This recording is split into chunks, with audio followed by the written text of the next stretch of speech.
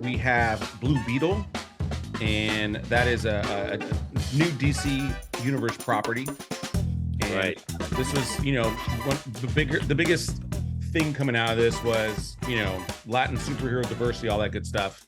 And a lot of production people were also Latin as well. And so that was kind of the calling card of this. And I'll let you go first, Pete, and then I'll go second on this one.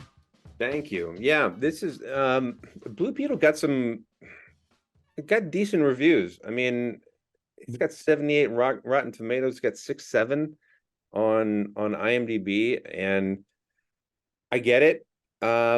Even though I don't get it, because I was absolutely bored throughout this movie. I thought the Blue Beetle, the main kid from Cobra Kai, I thought he was perfectly cast, and I thought that he did an amazing job with the script that was written. Like, he played that part almost to perfection. Like, he really just came and put his heart into it. And he was exactly what I think the creators of this film wanted. And there were some nice action sequences, and there were some nice visual effects, I suppose. I just, at the end of the day, I just thought it was quite generic, to be honest. I didn't think that I think this had a real opportunity to take a sort of Latino perspective into this sort of superhero world and really sort of elevate it. Like, there's really amazing parts of it. Like, the family is able to kill people, but the Blue Beetle's not able to kill people, and that aspect is very funny and it's very humorous. The girl, the love interest, is gorgeous, and I think that she does a good job. I don't know. There's a lot of really good things about this movie, but in its totality, I just think it missed.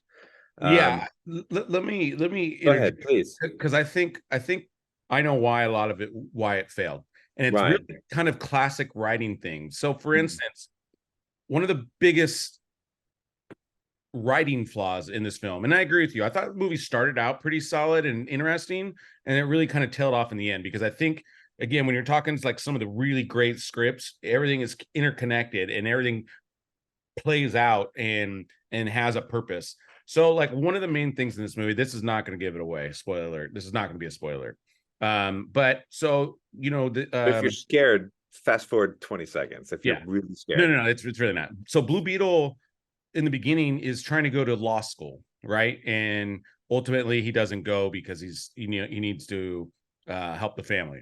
Right. In no point of this movie does him going to law school or having, knowledge of law pan out at all. Why not have him go to engineering school, MIT, or something, and then he can build, and like none of his setup has put him in a position to be Blue Beetle or to even use any of those skill sets. Right. It almost felt like he was like, I want to go to school, and then like the next scene is like, I just graduated. Like, how exciting is that? And then they just kind of go on with the movie. It's really, go on, please. There's just no payoff on it. And again, that's a little tweak that then now has a payoff at the end, but it's just, again, huge wasted moment there. George Lopez was kind of the same thing. The whole movie, he's a certain way, and then all of a sudden, out of nowhere, he can like build a bomb or something. Genius. Like that. He's like a genius. Oh my God, like, and so it's like that wasn't set up though, and it's like, no, what do you like? And it just takes you out of it, because you're just like, oh wait, so now he has all this talent, yet he's poor, basically, and it's like, it just doesn't make any sense, because you're like, well, either he's super lazy, which is how you're basically portraying the character, because like think of, this is a movie that did it right.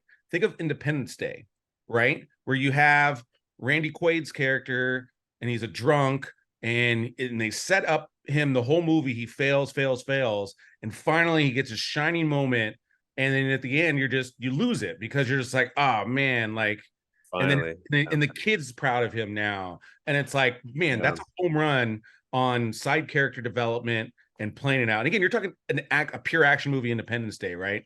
but that's great writing. That's why that movie is considered one of the greatest things, because every one of those layers is interconnected.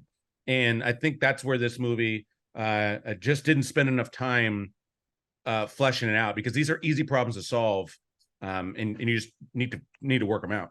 Yeah, George Lopez was so frustrating in this movie because I think that 60% of the time he did a phenomenal job. Like I was like, wow, he's really, really good. Like when he was rattling off like the really smart stuff, and he's like, hey, hold on, let me just figure this out real fast. And he was doing not normal stuff, but like when he was doing what his character would normally do, he was amazing. When he came in, like especially right out of the gate, and he's just this over the top uncle who just is screaming and cracking jokes almost. Like he threw me off. He put a little sour taste in my mouth, and then he started to be really awesome.